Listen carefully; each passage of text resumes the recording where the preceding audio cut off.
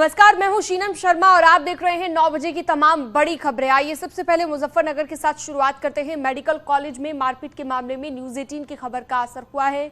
मरीज के तीमारदारों के साथ मारपीट करने वाले 7 आरोपियों को गिरफ्तार कर लिया गया है।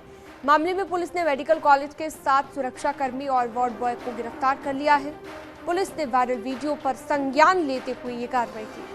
दरअसल मंसूरपुर थाना क्षेत्र के बेगराजपुर मेडिकल कॉलेज का एक वीडियो सामने आया था, जिसमें किसी विवाद में मेडिकल कॉलेज के सुरक्षाकर्मी और स्टाफ कुछ लोगों को लाठी डंडों से पीटते नजर आए। अब पुलिस ने एक्शन लेते हुए आरोपियों को गिरफ्तार कर लिया। 2 तस्वीरें आप देखिए, जब मारपीट की गई उस दौरान का जो वीडियो है, और अब गिरफ्तारी हो चुकी है। गिरफ्तारी के बाद सलाखों के पीछे पहुंच गए हैं ये आरोपी। तो न्यूज़ 18 ने खबर को प्रमुखता से दिखाया और उसके बाद अब खबर का असर देखने को मिला। आप देख सकते हैं मेडिकल कॉलेज में ये मारपीट हुई थी, जिस पर कार्रवाई की गई।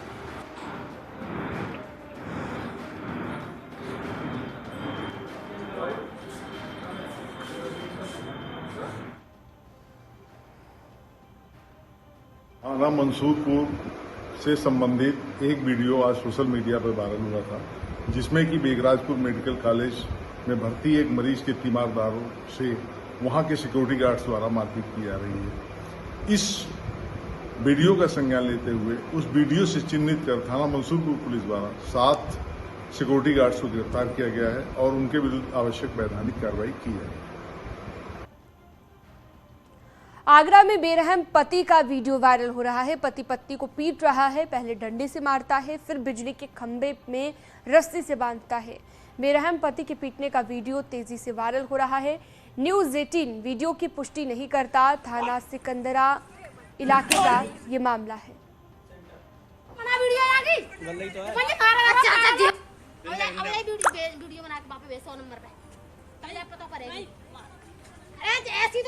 तो देख सकते हैं आप किस तरह से बेरहमी से पत्नी की पिटाई कर रहा है।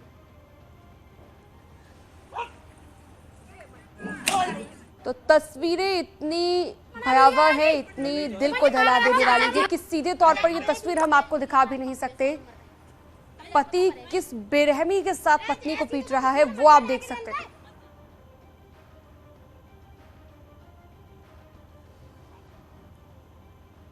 तो वाकई हैरान कर देने वाली ये तस्वीरें सामने आई है। पहले डंडे से मारता है, घसीटता है, फिर बिजली के खंभे में रस्सी से बांधता है और उसके बाद बेरहमी से पत्नी की पिटाई करता है। मथुरा के थाना हाईवे इलाके में मथुरा वृंदावन नगर निगम की सफाई गाड़ी पर तैनात ड्राइवर को दबंगों ने मामूली बात पर जमकर पीटा है। मारपीट में गाड़ी चालक की आंख में गहरी चोट आई है, जिसके बाद घायल चालक को जिला अस्पताल में भर्ती करा दिया गया। अभी तक आरोपी गिरफ्तार नहीं हुए। बाइक सवार बदमाशों ने सीतापुर में सब्जी व्यापारी से लूटे 1 लाख रुपए। बदमाश वारदात के बाद मौके से फरार हो गए। मौके पर फोर्स के साथ पहुंचे सीओ ने मामले की जांच शुरू कर दी है। शहर कोतवाली की गल्ला मंडी का ये पूरा मामला हम आपको बता रहे हैं।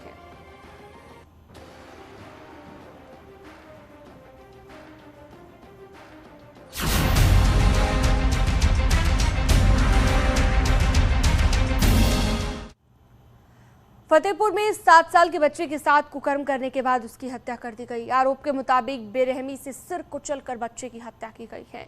दरिंदगी की हद देखिए कि उसने मासूम की दोनों आंखें फोड़कर बाहर निकाल ली। उसके बाद बच्चे के शव को अपने ही घर के आंगन में दफना दिया। पुलिस ने शव को फिलहाल बरामद किया, आरोपी को गिरफ्तार कर जेल भेजा। मामले की सूचना मिलने पर आईजी प्रयागराज और एसपी ने भी मौके पर पहुंचकर घटनास्थल का निरीक्षण किया। अजय सिंह के एक 7 वर्षीय पुत्र के साथ दुष्कर्म करके और उसकी हत्या कर दी गई है। आरोपी को पकड़ लिया गया है। कोशिश होगी कि इसके विरुद्ध जो भी साक्ष्य हो एकत्र करके इसको बड़ी से बड़ी सजा दिलाई जाए। फतेहपुर में तेज रफ्तार पिकअप ने बाइक सवारों को टक्कर मार दी। हादसे में एक युवक की मौके पर दर्दनाक मौत हो गई, जबकि दूसरे की गंभीर हालत में उसे सीएचसी बिंदकी में भर्ती कराया गया। घटना बिंदकी कोतवाली के आलियाबाद गांव की है और पुलिस के मुताबिक हादसे में 35 वर्षीय राम बाबू की मौत हो गई है। जबकि 30 वर्षीय लकी को प्राथमिक इलाज के बाद डॉक्टरों ने जिला अस्पताल रेफर कर दिया।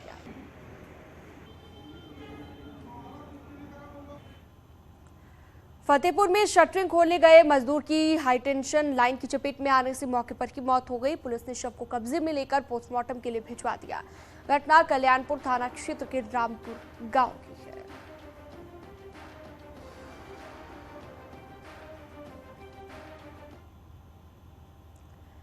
रायबरेली में गाड़ी पर डंपर पलट गया जिसमें 5 लोगों की मौत हो गई। 2 महिला और 2 बच्चे इसमें शामिल थे। गाड़ी में 2 परिवारों के 8 लोग सवार थे जो कि रेस्टोरेंट से डिनर कर लौट रहे थे। मुंशीगंज बाईपास पर आगे चल रहे डंपर को जैसे ही गाड़ी ने ओवरटेक करने की कोशिश की तो डंपर का टायर फट गया। गाड़ी पर राख लदा हुआ डंपर पलट गया। कार के अंदर सभी लोग दब गए। 5 की मौके पर मौत हो गई। एक बच्चे को मामूली चोट आई है जबकि 2 बच्चे सुरक्षित है। कहा जा रहा है कि मृतकों में एक परिवार उद्योग व्यापार मंडल के जिला संरक्षक महेंद्र अग्रवाल और दूसरा समाज सेवी राधा रमन अग्रवाल का है। तो वहीं हादसे को लेकर मुख्यमंत्री योगी आदित्यनाथ ने भी दुख व्यक्त किया। हमारे जो जिला संरक्षक महेंद्र अग्रवाल जी, उनके पुत्र राकेश अग्रवाल, उनकी बहू सोनम अग्रवाल, उनके दोनों बच्चे और समाज सेवी राधा रमन अग्रवाल हैं, उनका बेटा रचित और उनकी बहू और उनके दोनों बच्चे, ये उसके बर्थडे थे क्या हैं तो उसी के लिए भोजन करने लोग निकले थे बाबा ढाबा मुंशीगंज के पास। वहाँ से वापस आ रहे थे क्या हैं तो उसी समय क्या हैं एक लोडर जो क्रॉस कर रहा था का राख का, वो उसकी गाड़ी के ऊपर पलट गया जिसमें 5 लोग की कैजुअल्टी हुई है। हमारे महेंद्र अग्रवाल के पुत्र क्या आते हैं राकेश अग्रवाल, उनकी बहू सोनम अग्रवाल की कैजुअल्टी हो चुकी है क्या आते हैं। साथ में रचित अग्रवाल की बीबी रुचिका और उनके दोनों बच्चों की डेथ तुरंत हो गई है। सामने ही 5 मृत अवस्था में 5 व्यक्ति लाए गए जिनके रेयांश, राकेश अग्रवाल, सोनम अग्रवाल, रईसा और रुचिका अग्रवाल। ऐसा लगता है कि सब एक ही परिवार के लोग हैं। उन्नाव में बाइक पर स्टंट करते हुए एक युवक का वीडियो सोशल मीडिया पर वायरल हो रहा है। एक लड़का फिल्मी स्टाइल में गंगा नदी पुल पर खतरनाक स्टंट कर रहा है। कभी वो हैंडल छोड़कर बाइक पर पैर रखकर बैठ जाता है, कभी बाइक पर खड़ा हो जाता है। वीडियो वायरल होने के बाद पुलिस आरोपी की तलाश में जुटी हुई है। तो देख सकते हैं ये तस्वीरें आप। हालांकि उत्तर प्रदेश सरकार ये साफ कर चुकी है कि जो भी इस तरह से स्टंट करता हुआ पाया जाएगा उसके खिलाफ कार्रवाई की जाएगी, लेकिन फिर भी कुछ युवा ऐसे हैं जो रुकने का नाम नहीं ले रहे, खतरनाक स्टंट करते नजर आए।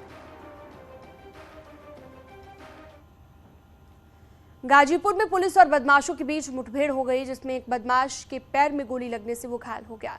पुलिस ने घायल बदमाश और उसके साथी को गिरफ्तार कर लिया है। दोनों बदमाशों पर बैंक लॉकर से चोरी करने के आरोप हैं। पकड़े गए बदमाश आलम शेख और ताहिर शेख झारखंड के रहने वाले हैं। ये मुठभेड़ सैदपुर थाना क्षेत्र के देहरा कला रेलवे क्रॉसिंग पर हुई। अब पुलिस बदमाशों के नेटवर्क को खंगाल रही है। कला क्रॉसिंग के पास कुछ बाइक सवार 2 लड़कों को रोकने की इंस्पेक्टर सैदपुर ने कोशिश की। उन्होंने नहीं रोकी गाड़ी और जब वार्निंग देके उनको रोकने की कोशिश की तो उन्होंने पुलिस के ऊपर फायरिंग कर दी। थोड़ा आगे जाने के बाद जब पुलिस ने उनको चेज न किया, उसमें से एक व्यक्ति ने पुलिस के ऊपर लगातार फायरिंग की। उसको जवाबी कार्रवाई में उसके पैर पे जो है वो गोली लगी है। उसको बेसिक उपचार के लिए पीएचसी सैदपुर भेजा गया है। लुलु मॉल में नमाज पढ़ने को लेकर बड़ा खुलासा हुआ है। 4 आरोपियों की गिरफ्तारी के बाद नमाज पढ़ने के पीछे की कहानी सामने आई है। शुरुआती पूछताछ में किसी तरह की साजिश की बात सामने नहीं आई, लेकिन जब न्यूज़ 18 ने एक आरोपी से नमाज के बारे में पूछा तो उसने अपनी गलती को माना।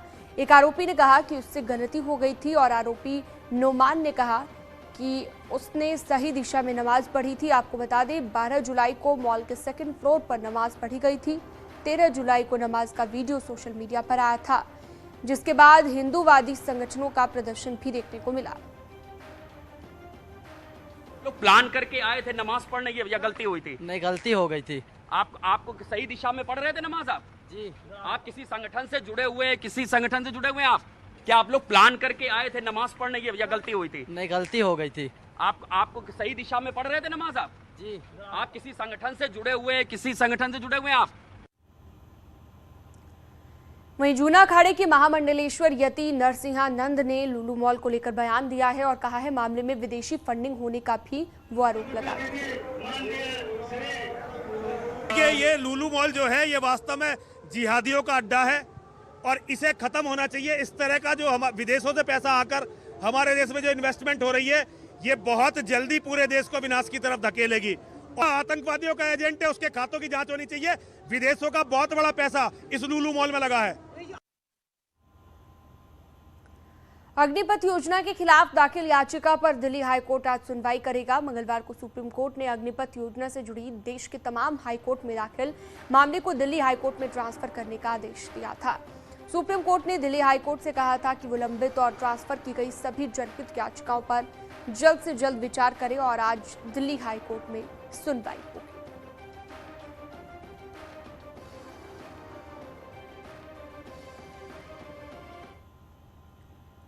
और अगली खबर मुजफ्फरनगर से है, जहां पर एक नाबालिग के साथ रेप करने वाले को उम्र कैद की सजा सुनाई गई।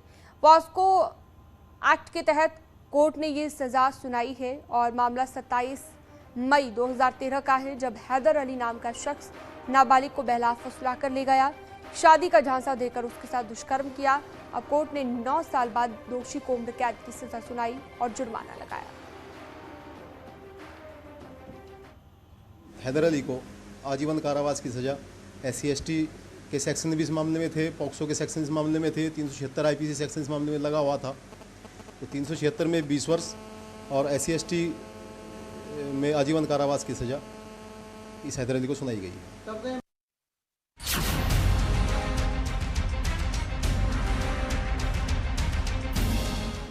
देश के कई इलाकों में जमकर बारिश हो रही है। यूपी के कई इलाकों में सूखे के हालात बने हुए हैं। बताया जा रहा है कि यूपी के इटावा समेत कुल 48 जिले सूखे की चपेट में आ गए हैं। बारिश न होने से किसानों को भारी नुकसान हुआ है। इटावा के जिला कृषि अधिकारी कुलदीप राणा ने बताया, राज्य सरकार का कृषि विभाग बीमा योजना का लाभ किसानों को दिलाने के लिए आवेदन फॉर्म भरवाने में जुट गया है। किसानों से इस बात का आह्वान किया गया है कि वो हर हाल में 31 जुलाई तक किसान बीमा से जुड़े हुए फॉर्म भरकर ले, ताकि सरकार से मिलने वाला लाभ आसानी से मिल पाए। 48 जनपदों में ऐसा है कि बहुत कम बारिश हुई है, जो 40% से भी कम है। तो कुछ जो 20 जनपद हैं उनमें 40 से 60% की बारिश हुई है और कुछ जनपदों में उससे भी ऊपर है जो नहीं हुई है। तो जो सामान्य स्थिति में जो वर्षा होनी थी वो नहीं हो पाई, इस कारण से धान प्रभावित हो रहा है। तो सरकार ने हम लोग को निर्देश दिए हैं कि ज़्यादा से ज़्यादा किसान भाइयों को फसल बीमा कराने के लिए उनको जागरूक करें और जागरूकता फैलाएं। 31 जुलाई तक अपना बीमा कर लें, जिससे कि कोई ऐसी परिस्थिति ना उत्पन्न हो कि किसान भाइयों को नुकसान हो सके। उत्तर प्रदेश के इटावा में बरसात ना होने के कारण किसान बेहद परेशान बने हुए हैं। आप देख सकते हैं किसानों के खेत पूरी तरीके से सूखे पड़े हुए हैं। किसान अपनी फसलों को करने के लिए बेहद परेशान हैं, व्याकुल बने हुए हैं। उनके समझ में कुछ भी नहीं आ रहा है कि आखिरकार बरसात क्यों नहीं हो रही है। और इसी वजह से उत्तर प्रदेश के कृषि विभाग ने इस तरीके के आदेश जारी किए हैं कि जिन जिन जिलों में बरसात नहीं हो रही है उन जिलों के किसानों से एक इस तरीके का आवेदन फार्म भरवाया जाए, जिसके जरिए उनको किसान बीमा के तौर पर सहायता प्रदान की जाए। इटावा के जिला कृषि अधिकारी ऐसा बताते हैं कि 31 जुलाई तक यह तिथि निर्धारित की गई है कि जिन किसानों के सामने इस तरीके का संकट है वह अपना फार्म भर सकते हैं ताकि उनको बीमा की राशि दी जाए। कृषि अधिकारी ऐसा भी मान करके चलते हैं कि उत्तर प्रदेश के 48 जो ज़िले हैं वो कहीं ना कहीं सूखे की जद में समाते हुए चले जा रहे हैं। हालांकि अभी राज्य सरकार ने सूखे का ऐलान नहीं किया है, लेकिन संकेत ऐसे महसूस हो रहे हैं कि जिससे ऐसा लगता है कि उत्तर प्रदेश के 48 ज़िले सूखे की जद में करीब करीब आ चुके हैं। कैमरामैन रजत सिंह के साथ दिनेश शाक्य, न्यूज़ 18 इटावा। देश के कई इलाकों में बारिश हो रही है तो कुछ इलाकों में सूखा पड़ा हुआ है। मौसम का बिगड़ता मिजाज आखिर क्या संदेश दे रहा है? जोन पानी बड़ी दिक्कत है, जोन बाटे पानी खान बैठा उठा बाप दो बार सते नहीं है, सूखा पड़ा बा। हो नहीं रहा है, बारिश हो नहीं रही है, अब भूखमरी का काम है। ये दर्द मौसम ने दिया है। सूखे पड़े हैं खेत। जिन खेतों में धान की फसल की रुपाई कर भी दी गई है वो सूख रहे हैं। किसान परेशान हैं। जून बीत गया, जुलाई भी जाने को है, लेकिन बादल की बरसात नहीं। और जो धान रोपे गए थे वो सूख रहे हैं, खेतों में दरारें पड़ गई हैं। जहाँ इस महीने में हरियाली रहती थी वहाँ सूखा खेत देखा जा रहा है। आज तक बरसातें जब नहीं भाई, और ना अभी उम्मीद है कि बरसात हो के। खेतों में पड़ती दरारों ने किसानों से उनकी उम्मीद छीन ली है। जुलाई आधी बीत चुकी है, लेकिन बारिश का कहीं नामो निशान नहीं। दरअसल किसानों से उनका खुदा रूठ गया है।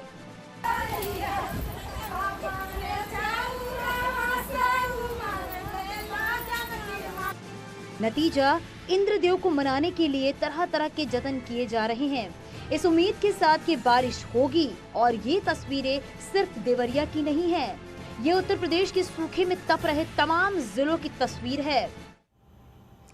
तबादलों में गड़बड़ी पर सख्त नजर आए हैं सीएम योगी आदित्यनाथ। सभी मंत्रियों को सीएम योगी ने नसीहत दे दी है कि आंख मूंद कर अफसरों पर भरोसा ना किया जाए, ईमानदारी और पारदर्शिता से काम करें, अपने राज्य मंत्री से तालमेल रखें। तो तबादलों में गड़बड़ी को लेकर अब सीएम योगी ने सख्ती दिखाई है और नसीहत दी है कि अफसरों पर आंख मूंद कर भरोसा बिल्कुल ना करें। हाल ही में हम देख रहे हैं कि जीरो टॉलरेंस की नीति पर उत्तर प्रदेश सरकार काम कर रही है। कई अफसरों पर इसकी गाज भी गिरी है। ज्यादा जानकारी के लिए अनामिका जुड़ गई है फोन लाइन पर। अनामिका, मुख्यमंत्री यहां पर जीरो टॉलरेंस की नीति पर काम करते नजर आ रहे हैं। सभी मंत्रियों को भी अब नसीहत दी है उन्होंने और कहा है कि अफसरों पर आंख मूंद कर भरोसा ना करें। इसके अलावा और क्या अपडेट्स, क्या जानकारी?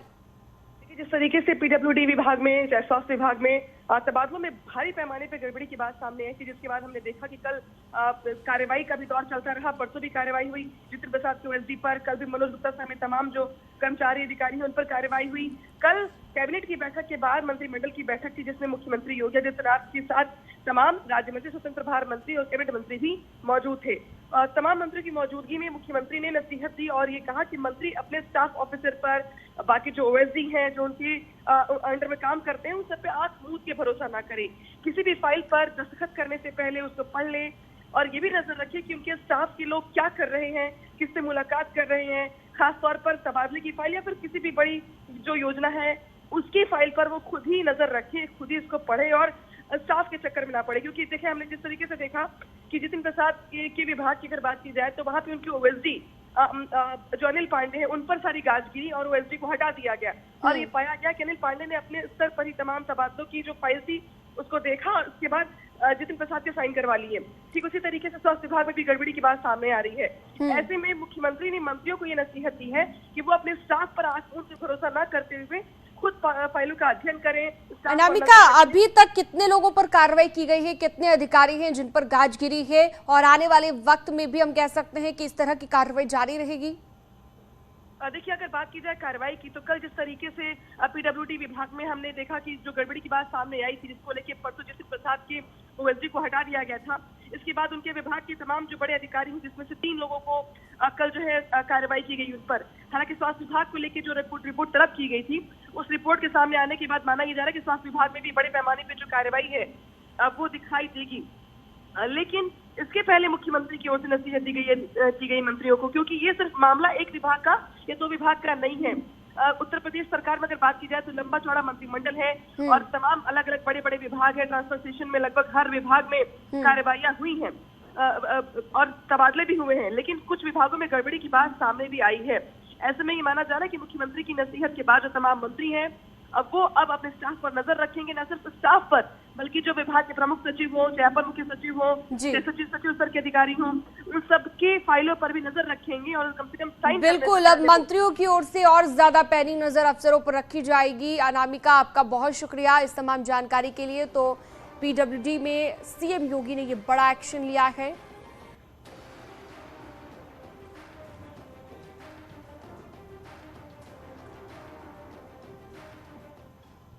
तो बड़ा एक्शन पीडब्ल्यूडी में सीएम योगी आदित्यनाथ ने लिया है। अब आपको बताते हैं कि किस किस पर कार्रवाई की गई है, वो आपको हम बताने जा रहे हैं। अब तक 6 अधिकारियों पर गाज गिरी है और बड़ा एक्शन सीएम योगी ने यहां पर लिया है। एचओडी मनोज गुप्ता को सस्पेंड कर दिया गया है, निलंबित कर दिया गया है। तो ये जो कार्रवाई हुई है, किस किस पर गाज गिरी है, प्रशासनिक अधिकारी पंकज दीक्षित भी सस्पेंड कर दिए गए हैं। तो ये वो नाम हम आपको बता रहे हैं जिन पर कार्रवाई की गई है। प्रधान सहायक संजय चौरसिया को भी निलंबित कर दिया गया है। तो ये वो नाम है जिन पर कार्रवाई हुई।